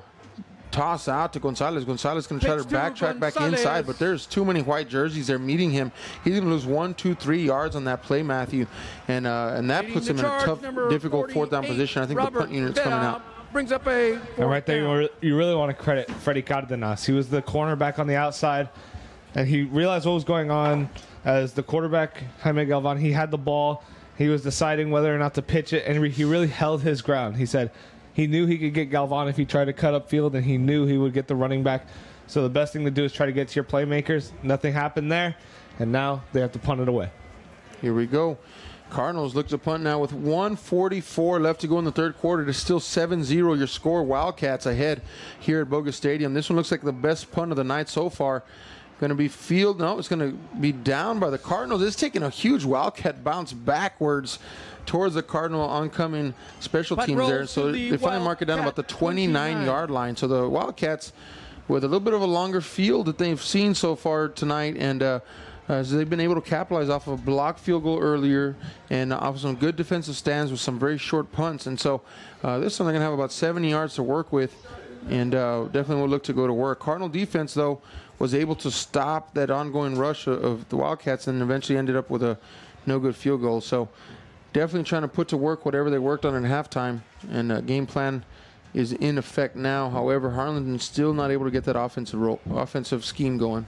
And last drive, they really did get a break as there was a false start called. Right. So that brought them 5 yards back and really gave them a boost. But the defense did step it up because a lot of the times you see them go 9 yards, 10 yards on some run plays. So good job holding up the big play. Cedeno now is going to hand off. That's number 2, Josh Gonzalez. And he's going to gain about 2 yards on that carry. I formation dive right up the middle. 13, it looked like the nose tackle. I couldn't get a number on that one, but he broke through the line, really fell down. He took his man down and himself, and then the running back got tripped up on his body. He fell forward, so it looks like they're going to call it 2nd and 7. Yeah, he gained 3 yards. 2nd and 7 coming up for the Wildcats. Down 1 minute left to go here in the third quarter. 7-0. Thanks for listening to this live audio broadcast. And as we're not able to bring you the live video, we appreciate you hanging with us and listening with Matthew Cavazos and Aaron Saenz here in the booth. And just a slugfest game type tonight, going back and forth. Big hit and another big hit right there. And the ball's on the ground, waiting for the official to say who has it. But I think Weslaco East was able to recover it. But a big hit forced that fumble. And thankful for Weslaco East fans, they were able to retain possession. Yeah, back-to-back big hits. I'm not surprised the ball got jarred loose, but the ball comes out, and they do a good job of really recovering. You know, the running back got on it. He dove back. An offensive lineman saw it, immediately dove and pounced on the ball. So a good job really recovering to the fact that the ball ended up on the ground. 3rd down and 10 coming up. May be able to get one more snap. They do before the third quarter is over. Big hit up there in the middle, number 32 for the Cardinals, Gabriel Martinez. And he just stands up Cardosa. And they're going to bring up a 4th down and about 7 for the Wildcats. But not before we are going to switch sides and go into the 4th quarter. Fast 3rd quarter here at Bogus Stadium tonight, as it has been running the football night, especially with Weslaco East in possession. And Weslaco East in control of the clock so far tonight, and thus they lead 7-0 over the Cardinals. But here, Cardinals getting ready for a big-time stand, which could equate to their best field position of the night. And so, again, thanks for listening to this live audio broadcast. 7-0 again is your score. We are in the 4th quarter now, folks. So get ready for a good one. And I think that we're going to see some fireworks at some point this quarter. We have to see it because it's been just a slow slugfest type of game so far. But here we go. Punt formation coming for the Wildcats, and number 15 is back to return for the Cardinals, and that's Donnie Serna. And he's lining up at, it looks like, in between their 35 and 40-yard line, which is already a really good start for the Cardinal offense, because usually they don't get the ball there. Usually they're pinned back down inside their 20, or the return goes over the head. So we'll see what happens here. Let's worry about the punt, but it looks like they're going to get some good field position to start. So number 15, Donnie Serna, looking to make some magic happen. Here we go. Punt. Should be returned. He'll field this one at the 42-yard line. Already out to 50 and across midfield to the 49-yard line. So the Cardinals will have less than half a field to work with here as they get set up. Just starting the 4th quarter. And we are at 7-0 Wildcats ahead of the Cardinals here at Bogus Stadium this beautiful night for some football non-district play. Remember, for those of y'all that maybe didn't listen earlier, Cardinals and Wildcats no longer in district together. So this is pre-district play, getting them prepared for district that will start in 2 weeks. I know for the Cardinals it starts in 2 weeks, but since Weslaco East does have a bigger district, there is a chance it starts next week. I don't know for sure on their schedule. But, yeah, for the Cardinals in 2 weeks. Here we go, Cardinals. Now, right up the middle goes number 7. That's Jesus Gonzalez. And he'll gain about 4 yards on that carry. And Cardinals looking to get some momentum in their favor. Number 48, Robert Vera. And now they are officially in Wildcat territory as they were marked at the 50-yard line. He gains those 3 yards now at the 47-yard line. Monday through Thursday, and continuing to drive down the field. And Friday 2nd down and 7 coming up now for the Cardinals. And number 4 in the backfield, Jaime Galvan. And he's got 2 running backs this time, and he'll fake it, option to the right. He's going to keep it. Wanted to pitch it, kept it, and here come the white jerseys, and they're going to surround him, give him about a gain of 1 yard on that play, but that could have ended up very, very badly if he had pitched that ball to his running back. And you know, one thing you really see with the Wildcats is how they swarm to the ball. You know, they try to run laterally, the Cardinals do, and try to get to the outside, try to get the sideline, but it just isn't there because all the Wildcats, no matter what, no one gives up on the play. You see corners from the other side coming all the way across to try to stop them from getting that first down. And that really works out because he was there running laterally, tries to cut upfield, and he meets 3 defenders right there. 3rd down and 6 coming up for the Cardinals. We're going to have a flag on the play. And it's going to be against the Cardinals, so that will negate their gain. So it's going to go from 3rd down and 6 to 3rd down and 11. With 10:37 remaining in the game, it's 7-0 Wildcats. Cardinals trying desperately to make something happen, and with that penalty, they'll go back across the 50-yard mark and back into Cardinal territory. Here we go, 3rd down and 11. Coming up for the Cardinals. Galvan waits for the snap, rolls to his left, wants to pass downfield. Here comes a defender, and he hits him from behind. Sack on the play, and he'll lose another 4 yards on that one. And that right side of the line is very important for this Cardinals team, as there's no way he can see him coming. And it's really risky whenever you see the ball come back. He's thinking about passing it. He's lining up, and you see a man just coming from his backside, and you kind of just want to scream out there, turn around or run. But there's nothing he can do there, and just a good job by the defensive line getting to the quarterback, rushing him, and eventually taking him down. Well, that was a linebacker stunt on the outside, and so the speed of that linebacker just overwhelmed that right tackle and just did not have a chance to get back in time to block him. Here we go. Punt up. Really nice looking punt. Will be returned, though. Fielded at the 14-yard line, not to the 20 now, to 25, down to the 28, 29-yard line or so. And the Wildcats will go to work there. Yeah, that's Hector Muniz. Really the first returnable punt, as he made a lot of good moves, you know, trying to get away from defenders. I think he eventually got away from about 4 defenders until he was taken down. It looked like he might have gotten 10 or 12 yards on the return. And so now the Wildcats come back out. 9:40 left in the game. And, you know, with what they run, if they can run it well enough, they can get a touchdown or score, and there will only be like 3 minutes left on the clock. Yeah, their MO tonight has just been really take time off the clock. And so we've seen them running 6, 7, 8-minute drives so far tonight. And we only got 9:40 left in this game. So their hope is to keep the Cardinal offense off the field. But the Cardinals, right off the bat, they're going to hit them in the mouth and say, not so fast. 2nd down, 10 coming up. Yeah, their defense, he was met there by number 90, Tristan Garcia, the anchor, and I think number 37, Esvin Zuniga. And so they met him there at the line of scrimmage. No gain. Maybe a couple feet, but either way, 2nd and 9. So 2nd and 9 coming up for the Wildcats. And again, folks, 17 seconds left on the play clock. They're going to milk that play clock every single play, more than likely, just to continue to take time off of that clock. And again, that methodic, strategic approach to running the football. And here we go, folks. So we're going to have 2nd and 9 coming up. We're going to go in shotgun formation this time, but it's a quarterback keeper. Don't let that fool you, folks.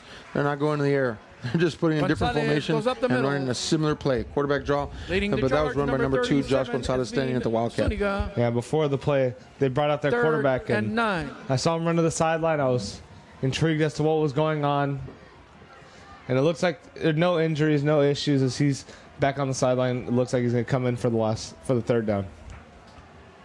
Yeah, a little trickery there. And essentially, though, they're keeping with that set of 5 runs, if you will, that they keep doing. And that quarterback draw is definitely a piece of that. So we're going to go back to I formation now and toss out to the outside. Gonzalez, and he'll be tackled hard on the edge there. And that's going to bring up a 4th down, I believe. And so the Cardinals able to get a quick stop. Yeah, that's something that really hasn't been happening all game. You know, they usually get a couple first downs. And a couple first downs for the Wildcats means about 2 or 3 minutes at least has been taken off the clock. Like just there, 3 and out, and it's already down to 7:40, which has been 2 minutes. So this is a good stand for the Cardinal defense, but they really need to get something going here on offense. All right, 7:40 left to go in the ball game. 7-0 Wildcats ahead, and here comes the punt. Snap a little bit high, but recovered well. Punt gets off, fielded at the 35 by number 15, Donnie Serna, and he'll be taken down immediately. And so the Cardinals have to go to work at about the 34. They're going to mark it at the 35-yard line. And Cárdenas really tackles him by the jersey as he kind of outruns the return man. He tries to cut back, grabs him by the jersey, and makes sure he can't get out anywhere. Flings him down, and it eventually results in no gain down at the 35. Here we go now. First and 10, 7:29. The Cardinals have not been able to get on the board after putting, what, it was 64 against Pioneer a couple weeks ago? Yep. And doing another good job again a couple weeks ago. Nothing doing so far tonight. Galvan here on the keeper is going to take it to the left-hand side. Here goes a nice block on the outside. Makes a shift to the inside. First down and a little bit more. Ball pops out, but he was already down. Keep the clock running. 12-yard pickup for Galvan. Brought down by number 45. Yeah, you brought up last week. And really last week you saw a lot more airing it out. Cardinals, a lot more passes, and we really thought this was going to be the next passing team for the Cardinals. Really, the first since I think it was Brendan Garza, right? I think, and so that's what we thought. But it looks like they're sticking back to the run game. First and 10 now for the Cardinals with 7:02, and it's a bad snap. Goes underneath the legs of the quarterback, and he just gets hammered in the backfield. He's going to lose about 11 yards on that play. And what a miscue there, again on the snap. That is about the fourth time that there's been a bad snap tonight. Brings up a... Yeah, earlier he comes in trying to change the adjustment. They snap the ball. Long. Luckily, the quarterback reacted and got the ball together. Again, they snap it closer to the running back than the quarterback. That slowed the drive down. That actually brought them to the field goal, which resulted in the blocked field goal. And then this one right here could have really turned bad, but it's still... It didn't help after they lost 12 yards on that snap. Big time loss. Second and 22 for the Cardinals, who have struggled to get the ball downfield. But either way, Galvan is going to set up. Screen being set up. There's nothing there. He's going to let it launch downfield. And he had one receiver in the midst of three white jerseys. And it's a good thing that it sailed high and far to avoid interception. But that's an incomplete pass. Third down and 22 coming up for the Cardinals. And the Cardinals really having to dig deep right now because 6:12 remaining in the game, down 7-0 to the Wildcats, who have the ability to take a lot of time off the clock. So, Aaron, hypothetically, let's say the Cardinals gain 10 or 11 yards. Is it four down territory, or do you punt it away and rely on the defense? At this point, with the ability, well, let's see what happens here on third down, but I do think it is four down territory. Now, Levon, they're going to try to eat up some of those yards there. And I don't know. They're going to say he's down. There could have been a fumble there. He'll eat up about 5 yards, but that's it. And I guess they decide it's not four down territory because here comes the punt team. Fourth down. And so now 6 minutes left, 4th and 17. They're going to punt the ball away. They still have all 3 timeouts.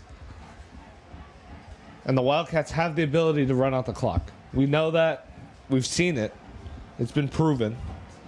And so now they're going to rely on the defense to try to get one more stop. Well, just to keep in mind, last drive, of course, the Wildcats for the first time win 3 and out, and so perhaps Harlingen has found a key to stopping that offensive drive, and so they're going to go ahead and depend back on their defense again. Nice looking punt there. This is going to take it down to the 9-yard line, and so you know what? If you can punt like that, trust the punter and then trust your defense. So best punt of the night for the Cardinals, pinning them deep down at the 9-yard line.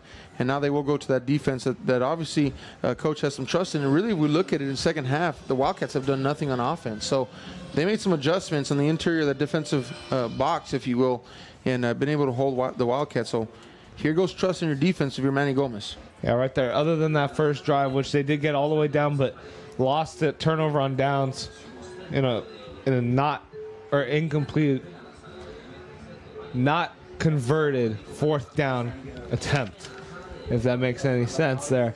But other than that, the drives have really stalled out soon and often for the Wildcats. Here we go now. Going to be a keeper up the middle, and he's going to gain about 2 yards. Then you're on the keeper. And you see from here as the quarterback put his shoulder down to get there, and as soon as he did, you see number 32 of the Cardinals. He's right there at the line of scrimmage, ready to meet him, Gabriel Martinez. But they did fall over and gain 3 yards off of that carry.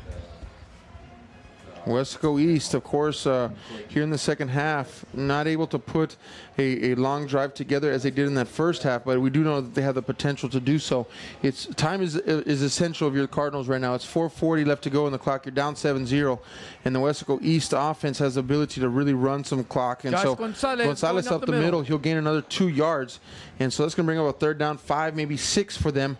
But the clock continues to tick. 4:26, 7-0 Wildcats over the Cardinals. Coach Gomez saving those timeouts for either a first down conversion or the third down conversion. If they get it first down, another 3 set of downs. 40 seconds. Start the they're going to reset the play clock on my signal. And so they're going to actually take off another what looks like 20 seconds and then give them a full 40.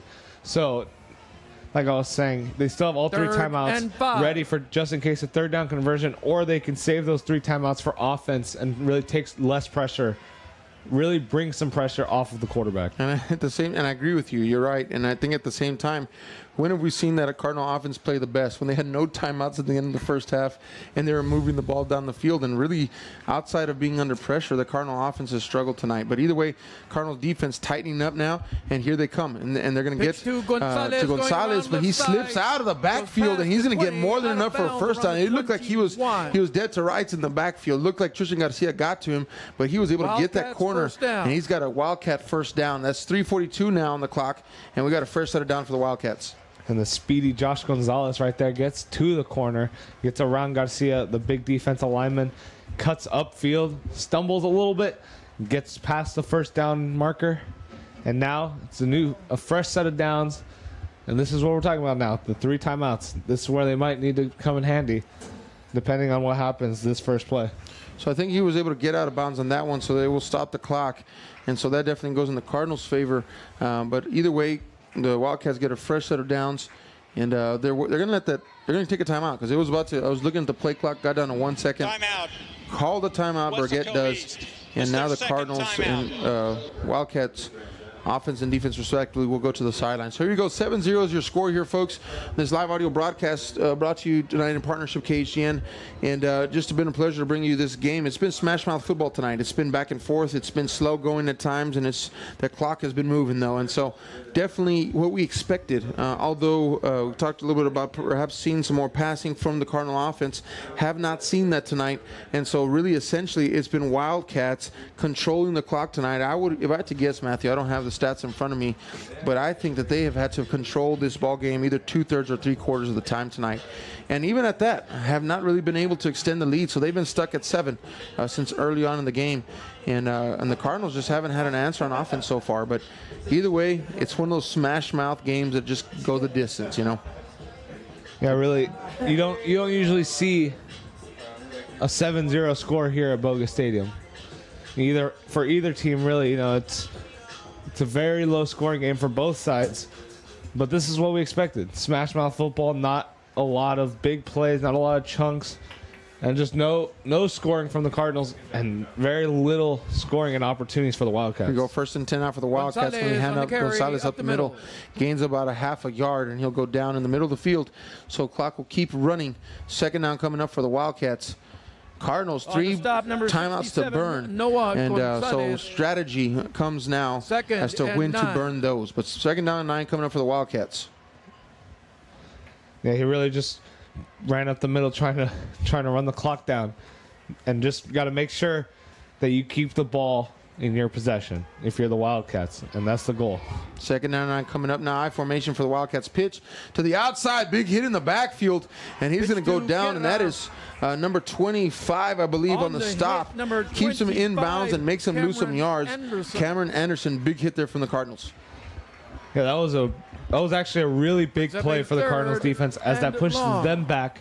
Not only he had gained 1 yard early, so 6 yards, but it also keeps them in bounds, which also pins them back further, which means if they were to hold them here, the punt would be in the Cardinals' favor with the wind going against the Wildcats. So 2:30 now on the clock, and we're at 7-0. The Wildcats still ahead. 3rd down and 15 coming up with them down to 2 seconds on the play clock, and they're going to have to burn their final timeout due to Weslaco East. Of course, this goes in the Cardinals' favor. Clock stop is good if you're a Cardinals fan. So at 2:21, the Wildcats will take their 3rd and final timeout. Cardinals, on the other hand, have all 3 timeouts remaining. Now they have the Wildcats pinned back on the 18-yard line. Defensive call is going to be crucial right here. Yeah, 3rd and 15. We've seen it. We haven't really seen the ability to get the big play for the Wildcats. So if you're their coach, you just want them to be able to hold the ball. And I think Coach Gomez, if they do stop them, that he's just going to call timeout and try to get his offense as much time with the ball as possible.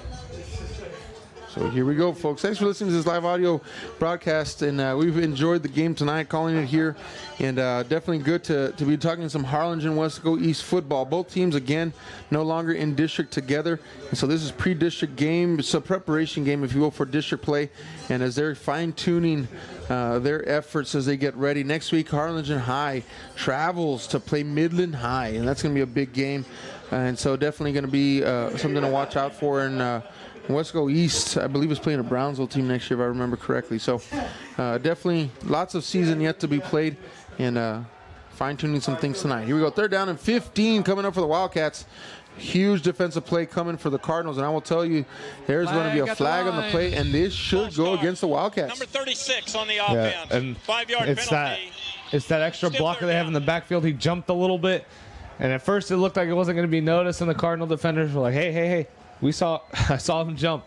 That's a false start. Give him the 5 yards. So now 3rd and 20 at their 13-yard line with 2:20 left to go in the game.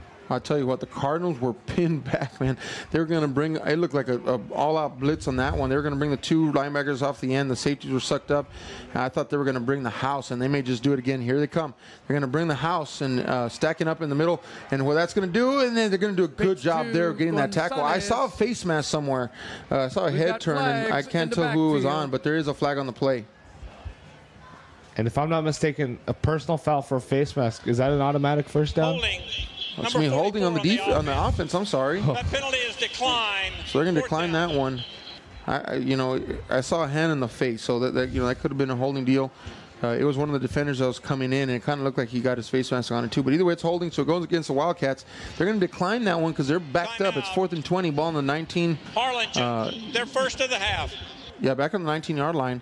So Cardinals will take the timeout, right? You talked about that holding that time for the 3rd down to the 4th down conversion. Here it is, 4th and 14.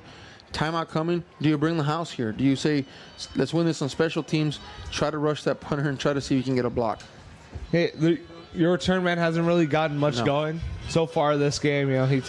He's made a couple moves, but he really hasn't gained a big gainer other than a 10-yard gain to get to the 50-yard line. You haven't really seen flashes of a potential run back or potential 20, 30-yard gain. So I think bringing the house isn't a risky call in this case, because you can always fair catch. And either way, you're going to have good field position because they are punting from what looks like their 4 or 5 yard line. Here we go. Let's find out what they got dialed up here. They do have one return man back, and that is Joe Reyna, number 6. So definitely a playmaker back, and he's lined up at the 50-yard line. The punter is lined up on the 7-yard line. 2:14 left to go in the ball game, and we got the rest of the Cardinals up on the line, and then, of course, Wildcats going max protect. Here we go. Good snap. No blitz coming. Reyna's going to take this one. He's got a lot of green space in front of him. Out to the 40. Now the 35, 30, 25, 20. He's got one man to meet 10, 5. Touchdown. Cardinals. Joe Reyna with the punt return takes it to the house. And there we go. They switch up the punt return man. Earlier it's Donnie Sadina. Now they bring in Joe Reyna, their big guy. Here we go. The fireworks are coming out. You called it earlier. It's got to happen. It's been a slow game. They get it. It looks like they're going to bring the blitz. They bring blockers back instead, and no one was expecting it. Reyna, he gets it, follows his blockers. The fumble took place at the 1-yard line. It rolled into and out of the end zone. Whoa, hold on. Touchback. Oh my goodness. Wow, folks. He was celebrating. The ball slipped out of his hands at the 1-yard line. It rolls out the back of the end zone, which means it's a touchback. And it's Wildcats football at the 20-yard line. This is crazy, folks. This is something else. Myself in the booth, the fans going crazy. It looked like a touchdown. An official comes back and says that he lost possession before entering the touchdown. Ball rolls out the back of the end zone, and they're going to call touchback Wildcat football. Take the 6 off the board, and we're back to 7-0 Wildcats. Wow. And the air in the stadium, especially on the Harlingen side, has been taken out. It's gone. Everything's on the Weslaco East side now. As 2 minutes, the Cardinals only have 2 timeouts. So if they get a first down, there's a chance that this game is over. 2:02 remaining in the ball game, and after all that excitement, folks, we are back to a 7-0 ball game. The Wildcats ahead. They'll pitch it out. Pitch to Gonzalez around left side. About 3 yards, and he'll be taken down inbounds. Cardinals, by the way, have 2 timeouts remaining. They're going to have to burn them. Harlingen, here we go. Second. Coach Gomez still just upset about what happened. You can tell him, you can see him talking to the ref right now, but that's not going to change anything, as it was just premature celebration. You see it all the time on videos, you know, premature celebration, and you never think it's going to happen, but it happened here. And so now 7-0. There's still a chance with 1:55 left and 1 timeout, 2nd and 6. If they hold them here, they do get another chance with the ball. I'll tell you what, if you're Weslaco East, of course, you know, you go to what you've done all game long, and that's just keep the ball in bounds, keep the clock running, and run this out and get out of here with a win, right? And be thankful. And so, you know, Weslaco East is just they've played this chess game tonight well. They've controlled the clock. They have really kept the offense of the Cardinals off the field. So I have to be commended on that. And of course, Weslaco East defense has been strong tonight. And you know, with the exception of a couple of medium to big size plays, have really limited the Cardinal offense. And other than that, that almost touched on special teams. Cardosa on the Weslaco East carry. has played well tonight. So carry here by Cardosa. He'll go down. 3rd down coming up, and the final timeout for the Cardinals. Final timeout. So now the quarterback sneak got him. It looks like maybe 1 or 2 yards. We'll see where they mark it. I think they're going to call it 3rd and 4. 3rd and 4. So with 1:50 left, no timeouts. They hold them here. It runs down 40 seconds. So you're thinking you get the ball back. The offense will get the ball back with about 1 minute left, because it takes 5 seconds to run this play. The 40, 5 seconds to get the punt, and the offense will come out on the field around 55 seconds to a minute left in the ball game. And I'd predict somewhere around the 40 or 45 yard line. Well, that's, of course, taking that Weslaco's not going to convert this 4th down. We haven't called number 44, Randy Cardosa, in a while, and Mr. Cardosa can definitely get you your 4 yards or more 1st down. So still a lot left to be played here inside of 2 minutes, and everything really hinges upon this play. Like Matthew laid out that scenario, that's possible. It's also possible for Weslaco East to squeeze out this 1st down, and then the game will be over. So here we go, 3rd down and 4, ball on the 26-yard line. And 1:50 remaining, and it's going to be a pitch to the outside. He's got 1st down and more. Going to take it to the 45, to the 50, 45, 40, now 35. Finally be pushed out of bounds. And that is probably going to be the dagger tonight, folks. Number 23, Giovanni Guerra. He just sprints to the edge. He catches that clear edge, and he gets downfield for a big gain. 1st down, Wildcats on the Cardinals 32. Yeah, he goes out there, and it looks like there's a chance that he's taken down beneath the sticks, but the arm tackle isn't enough to bring him down, as now it looks like they're going to run victory formation, and the Wildcats are going to run out the clock. I think it'll run out with all 3 plays. Yeah, that was a dagger right there, folks. So now at this point, going to run out the clock. No more timeouts anywhere. And Weslaco East looks like they're going to just win the chess match tonight. They're going to win the ball control chess match, and they're going to be able to get out here with a win. It wasn't pretty. It wasn't by any sense flashy, but it's a win is a win. And against a Harlingen program that was rolling early on 2-0. And so definitely a good wake-up call for Harlingen as they get prepared for Midland next week. And Weslaco East showing that some strong side tonight, as they like to say. And definitely, showing to Bogus tonight and bringing an A game. Yeah, just real props to Weslaco East. They won all 3 phases of this game. They won time of possession, which was the offense. Their defense did a good job. They got an interception, almost an interception. I think they forced 3 3-and-outs, if I'm not mistaken, maybe 2 or 3 3-and-outs, and they really won the defensive side. And then the block field goal at the Cardinal beginning. fans, I know it's not a huge thing. It's the first drive of the game, but that really takes some wind out of your sails when when you get into field goal range and you try to make it, and then it just gets blocked back to you.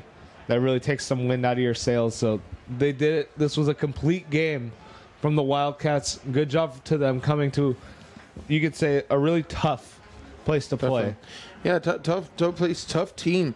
I mean, we really saw two heavyweights just slugging it out tonight. And so, you know, for those of you fans who like to see that kind of smash mouth football, you know, that's what you got tonight. Of course, bringing you this live audio. Hopefully you're able to hear that as we're trying to describe that across the final play of the game. The airwaves tonight. But Harlingen's going to go down tonight. Football Cardinals fans, will lose 7-0 to the Weslaco East Wildcats. And the Wildcats, again, will squeak out with a win tonight. And definitely a great game between two great teams, and lots of season left to be played. Yeah, this is a good test for both teams heading into district play. They have 1 week left. The Cardinals go to Midland. You said Weslaco East might play a Brownsville team, so, if you're not mistaken. But that's it here at Bogus Stadium. 7-0 your final score. Thanks for listening to this live audio. Matthew Cavazos, Aaron Sines, KHGN, bringing you this live broadcast tonight. We appreciate you for hanging with us. Great game here. It came down to the wire. And so tonight the Wildcats do it 7-0 over the Harlingen Cardinals.